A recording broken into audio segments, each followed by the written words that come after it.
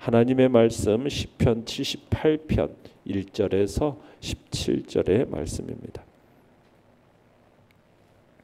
시편 78편 1절에서 17절의 말씀 우리 한 목소리로 같이 읽도록 하겠습니다. 시편 78편 1절에서 17절입니다. 시작. 내 백성이여 내 율법을 들으며 내 입의 말에 귀를 기울일지어다. 내가 입을 열어 비유로 말하며 예로부터 감추어졌던 것을 드러내려 하니 이는 우리가 들어서 아는 바요 우리의 조상들이 우리에게 전한 바라. 우리가 이를 그들의 자손에게 숨기지 아니하고 여호와의 영예와 그의 능력과 그가 행하신 기이한 사적을 후대에 전하리로다. 여호와께서 증거를 야곱에게 세우시며 법도를 이스라엘에게 정하시고 우리 조상들에게 명령하사 그들의 자손에게 알리라 하셨으니 이는 그들로 후대 곧 태어날 자손에게 이를 알게 하고 그들은 일어나 그들의 자손에게 일러서 그들로 그들의 소망을 하나님께 두며 하나님께서 행하신 일을 찾지 아니하고 오직 그의 계명을 지켜서 그들의 조상들 곧 완고하고 패역하여 그들의 마음이 정직하지 못하며 그 심령이 하나님께 충성하지 아니하는 세대와 같이 되지 아니하게 하려 하심이로다. 에브라임 자손은 무기를 갖추며 활을 가졌으나 전쟁의 날에 물러갔도다. 그들이 하나님의 언약을 지키지 아니하고 그의 율법 준행을 거절하며 여호와께서 행하신 것과 그들에게 보이신 그의 기이한 일을 잊었도다. 옛적에 하나님의 애굽 땅 소안 들에서 기이한 일을 그들의 조상들의 목전에서 행하셨으되 그가 바다를 갈라 물을 무더기같이 서게 하시고 그들을 지나가게 하셨으며 낮에는 구름으로 밤에는 불빛으로 인도하셨으며 광야에서 반석을 쪼개시고 매우 깊은 곳에서 나오는 물처럼 흡족하게 마시게 하셨으며 또 바위에서 시내를 내사 물이 강같이 흐르게 하셨으나 그들은 계속해서 하나님께 범죄하여 메마른 땅에서 지존자를 배반하였도다. 아멘. 오늘 말씀의 제목은 받은 은혜를 잊지 말고 전하라 라는 제목으로 말씀을 나눕니다. 오늘 시는 표제에 보면 아삽의 마스길이라고 되어 있습니다. 마스길이라는 의미는 교훈이라는 의미입니다. 교훈. 그러니까 출애굽 시대로부터 시작해서 다윗 시대에 이르기까지 이스라엘이 지난 과거에 경험한 그 하나님의 사랑, 그에 반하는 그들의 죄악상, 이것을 회고하는 가운데 현재 이스라엘 백성들과 그 후손들에게 영적 각성과 교훈을 주기 위해서 지어진 시가 바로 78편입니다. 그래서 그들의 선조들과 같이 동일한 실수를 반복하지 않게 하고자 그런 목적 가운데 쓰여진 지혜시다라고 볼 수가 있습니다. 그래서 역사시면서 그러면서도 또 감사 찬양시가 되기도 합니다. 본문 1절을 다시 한번 읽어보겠습니다. 1절입니다. 시작. 내 백성이여 내 율법을 들으며 내 입의 말에 귀를 기울일지어다. 자, 시인에게는 본시를 짓게 된 분명한 목적이 있죠. 그건 뭡니까? 자신의 이 시를 통해서 백성들을 교훈하는 겁니다. 그래서 그들이 듣고 깨달아서 하나님의 뜻에 온전히 복종하도록 하는 것이 이 시를 지은 목적입니다. 그래서 백성들을 향해서 자신의 교훈에 귀를 기울이라고, 잘 들으라고 지금 요청하고 있는 거죠. 자, 내용관찰 문제 1번을 보시면 시인이 이 시를 쓴 이유는 무엇입니까? 자, 하나님께서 이스라엘에게 행하신 일이 무엇인지, 그리고 그 율법을 후대에 전해야 한다. 이게 강조되고 있습니다. 그러니까 목적은 뭐냐? 다음 세대가 하나님께 소망을 두게 하고 또 그의 계명을 지켜서 조상들이 범한 죄를 반복하지 않게 하기 위해서 이 시를 쓰고 있는 겁니다. 자, 4절을 읽어보겠습니다. 4절. 시작.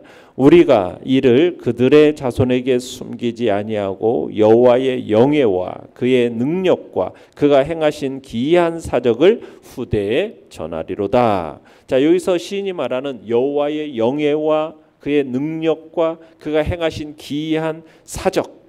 여러분 이게 구체적으로 뭘 의미하는 것일까요?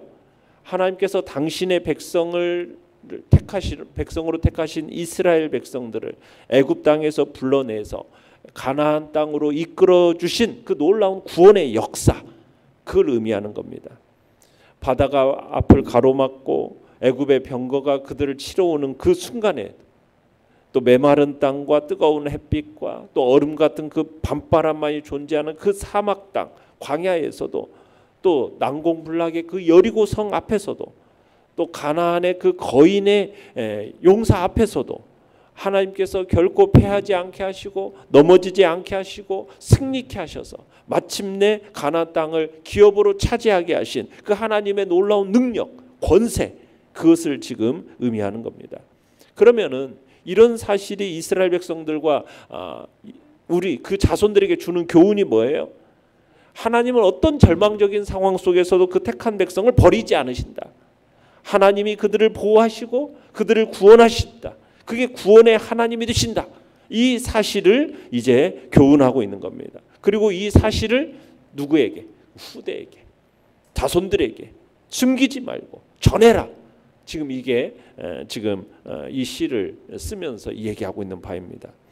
자, 5절을 읽어보겠습니다. 5절 시작. 여호와께서 증거를 야곱에게 세우시고 법도를 이스라엘에게 정하시고 우리 조상들에게 명령하사 그들의 자손에게 알리라 하셨으니, 여기서 증거와 법도라는 건 같은 말이에요. 하나님께서 이스라엘 백성들에게 주신 율법을 말하는 겁니다. 하나님은 지금 출애굽한 이스라엘 백성들, 또 시내산에서 선민 언약을 맺어주시고 그들에게 선민의 삶의 규범이 되는 율법을 주셨어요.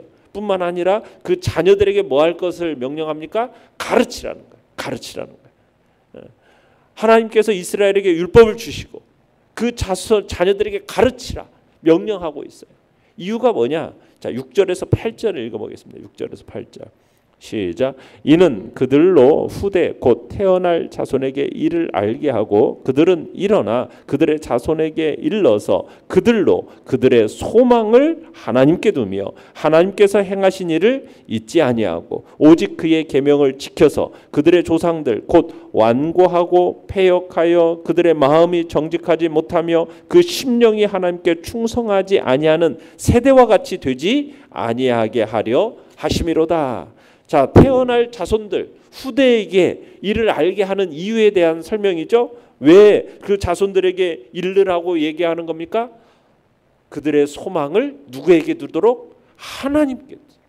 율법의 전수를 통해서 이어지는 세대들이 조상들과는 달리 그 소망을 오직 하나님께만 두도록, 그리고 하나님께 충성하는 삶을 살도록, 그도록 그렇게 하기 위해서 뭐 하는 겁니까?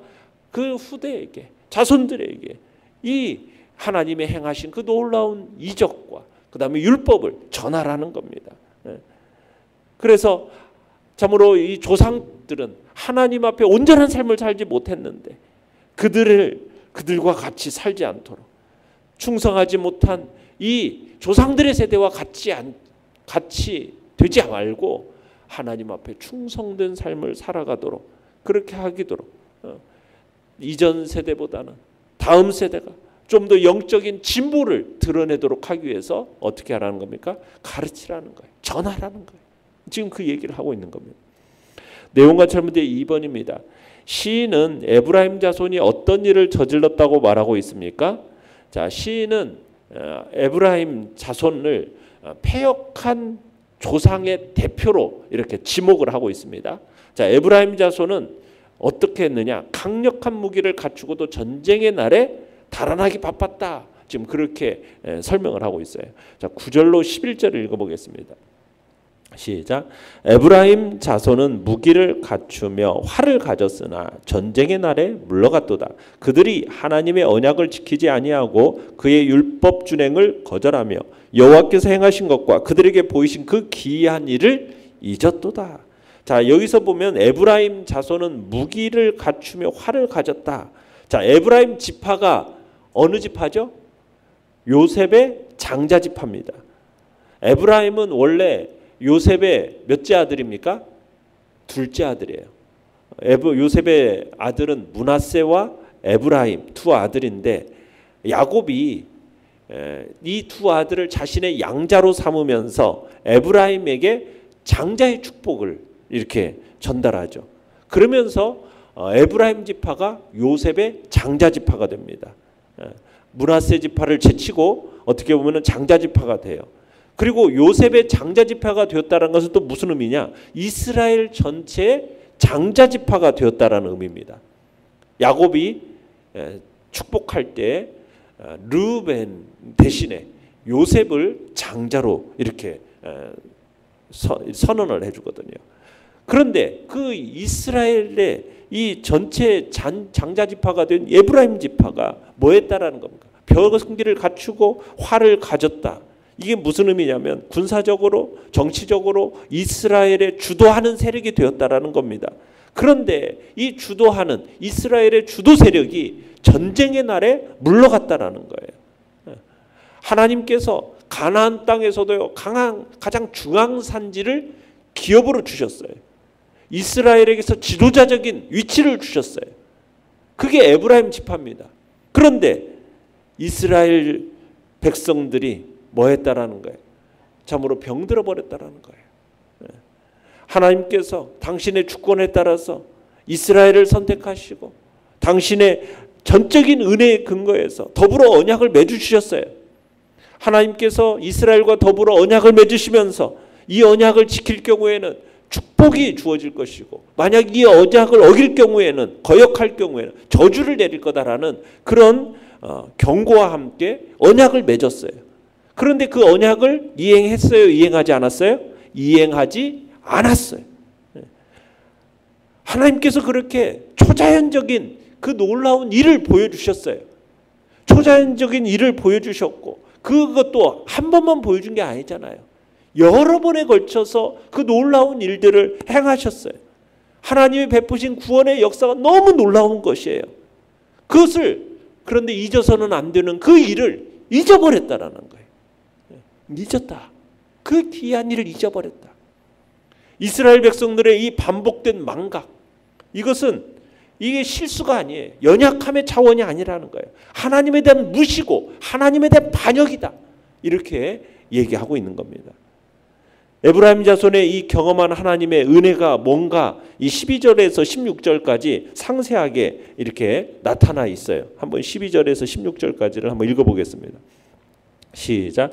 옛적에 하나님이 애굽 땅 소안들에서 기이한 일을 그들의 조상들의 목전에서 행하셨으되 그가 바다를 갈라 물을 무더기같이 서게 하시고 그들을 지나가게 하셨으며 낮에는 구름으로 밤에는 불빛으로 인도하셨으며 광야에서 반석을 쪼개시고 매우 깊은 곳에서 나오는 물처럼 흡족하게 마시게 하셨으며 또 바위에서 시내를 내사 물이 강같이 흐르게 하셨으나 어떻게 보면 하나님께서 베푸신 놀라운 구원 사역, 은총에 대해서 회고하고 있는 거죠. 하나님께서 이스라엘에게 베푸신 일을 소개하고 있는 겁니다. 무슨 일을 하셨어요?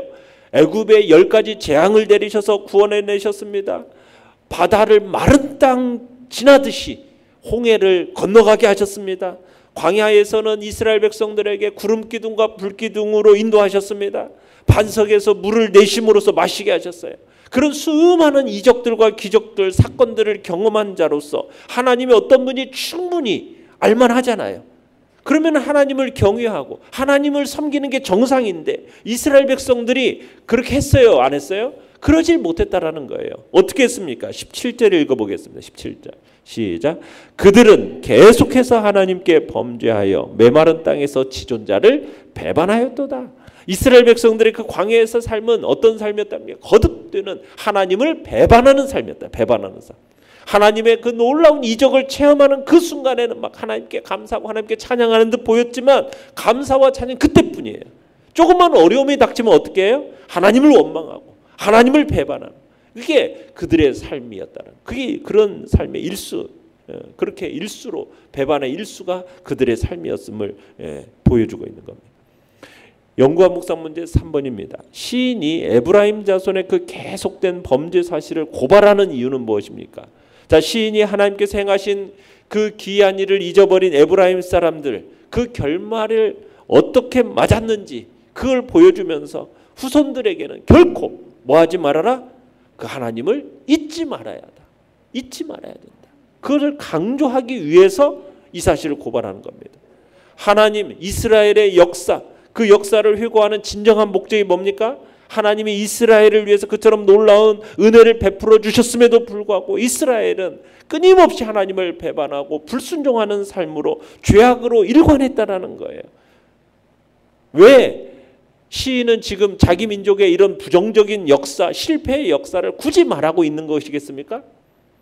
현재와 앞으로 이스라엘 백성들 하여금 너희 조상들이 범하였던 그런 죄와 실수와 그로 인한 실패, 그것을 알게 함으로써 더 이상 조상들과 같은 그런 죄를 범하지 말도록, 실수를 범하지 않도록 그러도록 하기 위해서 지금 부정적이고 그 실패의 역사, 그걸 보여주고 있는 겁니다. 더 이상 너희들이 그런 실패와 부정적인 역사가 아닌 긍정적이고 성공적인 역사를 만들어가도록 하기 위해서 지금 조상들의 그 실패의 역사를 지금 다시 한번 끄집어내서 생각하게 하는 겁니다. 중국 속담에 이런 얘기가 있습니다. 역사를 아는 자는 무너지는 담장 앞에 서지 않는다. 무슨 얘기입니까? 시대가 다르고 환경이 다르다라도 할지라도요, 사람이 살아가는 이치는 같다라는 거예요. 역사는 반복되더라는 거예요. 원리가 같더라는 거예요.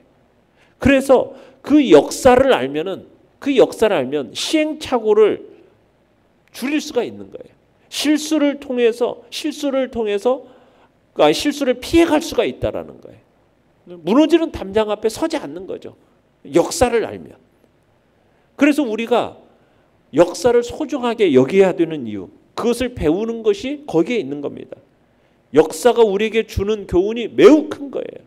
우리가 역사를 보면서 이전 사람들의 그릇된 것, 버릴 것, 그 그릇된 건 버려야죠. 우리가 계승해야 될 것은 우리가 계승해 발전시켜 나가야 되죠. 과거 우리 조상들이 범했던 그 잘못과 실수를 우리가 반복하지 말아야 되죠. 그러니까 하나님께서 성경을 통해서 보면 성경은 역사입니다. 이스라엘의 역사를 이 속에다 집어넣었어요. 왜요? 이 이스라엘의 역사를 통해서 뭐 하지 않도록, 그들의 부정적이고 실패한 삶을 우리로 하여금 동일한 실수, 동일한 잘못을 범하지 말도록 우리에게 이 역사를 우리에게 보여주시고 계시는 거예요. 그렇다면 우리는 이 범죄한 그 이스라엘의 사실을 우리들이 기억해내면서 우리도 절대로 그들과 같은 그런 모습으로 살지 않겠다. 우리는 오히려 긍정적이고 성공적인 역사를 만들어가겠다라는 그런 결단이 우리 안에 있어야 되는 겁니다. 느낀 점 4번입니다. 하나님께 많은 은혜를 입었지만 그것을 잊고 배반한 에브라임 자손의 이야기를 통해 무엇을 느낍니까? 여러분, 바위가 갈라지고 바위에서 막 물이 솟아나는, 여러분 그런 것들을 경험하는 것보다 더 중요한 건 뭐냐면 놀라운 은혜를 잊지 않는 겁니다. 내게 베푸신 은혜를 잊지 않는 것. 하나님께서 내게 허락하신 그 은혜들을 희미해지지 않도록 우리가 끊임없이 그 은혜들을 기억해내는 것이 너무너무 중요한 거예요. 그 은혜들을 다시 한번 돌아보면서 내 삶에 자꾸 새겨놓는 일들을 우리가 해야 된다는 겁니다. 근데 우리는 자꾸 잊어버려요. 이스라엘 민족을 비롯해서 어떻게 보면 우리 모든 인간의 죄된 본성이 그런 것 같아요. 아무리 하나님의 그 놀라운 은혜와 권능을 다 경험해도 우리는 너무나도 쉽게 배반할 가능성이 다분한 존재가 우리 인간인 것 같아요. 이스라엘 백성을 향해서 어떻게 그렇게 쉽게 하나님을 배반하는가? 그렇게 놀라운 기적을 내가 그때 봤으면 나는 그렇게 하지는 않았겠지. 여러분, 그렇지가 않다라는 거예요. 어떻게 보면 이스라엘 백성의 모습이 바로 내 모습이다라고 우리는 기억하고, 하나님의 그 강권적인 역사로 인해서 확연하게 하나님을 배반하고는 있지는 우리는 않고 있다고는 하지만은 우리의 모습도 한번 잘 세밀하게 관찰해 보면 우리가 얼마나 하나님을 배반하기를 잘하는지를 우리가 알 수 있는 거죠. 우리는 이스라엘의 배반의 역사를 볼 때 그저 그들을 비난하기에 막 급급해야 할 것이 아닙니다.